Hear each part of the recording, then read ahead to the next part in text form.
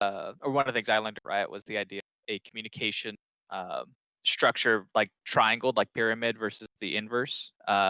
And what that means is when you start into a topic or start a conversation, you either get to the point that's like, a logical, Oh, here's my yeah. conclusion, and then here's everything that backs it up. Um, I'm the opposite. I start with all the context and I go into like a story thing, and then I Right. get to my point. The problem is I lose people as I go through my context. Yeah, yeah, yeah. So you'll see So that a lot. that's a real thing. So what you're talking about, like it has different names, but like I learned about. I went to journalism school, Mm, right? So they called it like the story pyramid, and it's mm. like it's the idea of you put at the top of your story. Look, here's what happened. All right, so and so did something. Boom, a little more detail, a little more detail, and then by the time you get to the bottom, it's all the granular detail that people who are really engaged are going to find. I definitely find that when I work with devs, the thing that they default to is let me give you a context dump about Mhm. our values and like all this stuff, and you're like, hey, I'm reading it, and I'm like 800 words in, and then they're like, and so we're changing the number of tokens you get from missions, and it's like, hold on.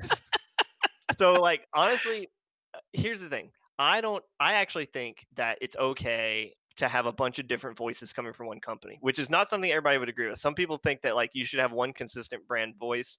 At Riot, I think it's okay. I think the thing that I want to emphasize more is that like devs are communicating in an authentic way.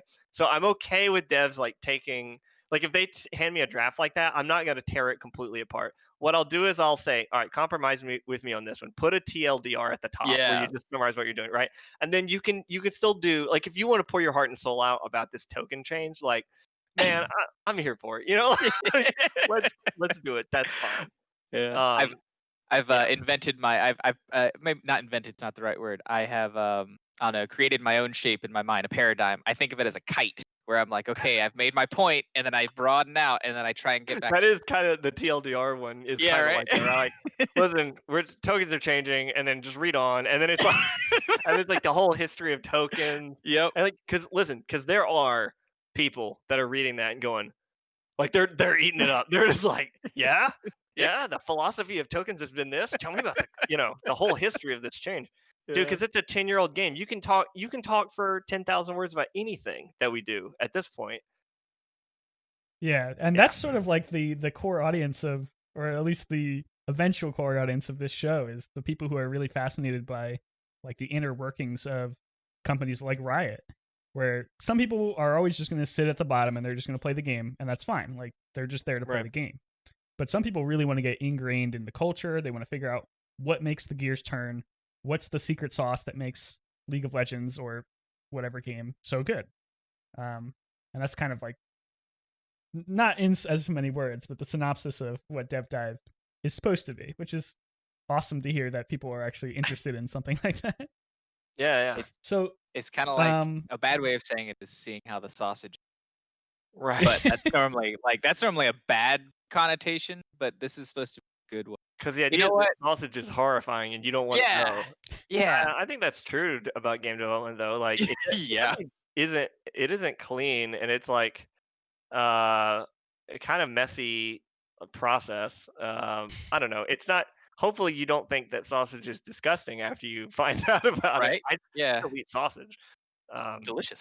yeah, delicious.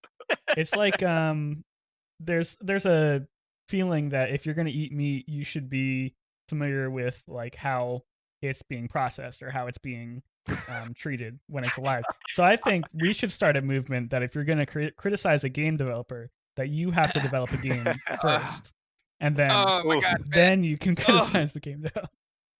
oh. Whew. I mean, on one hand, I'm like, yeah, that makes sense. On the other hand, that's a lot of work.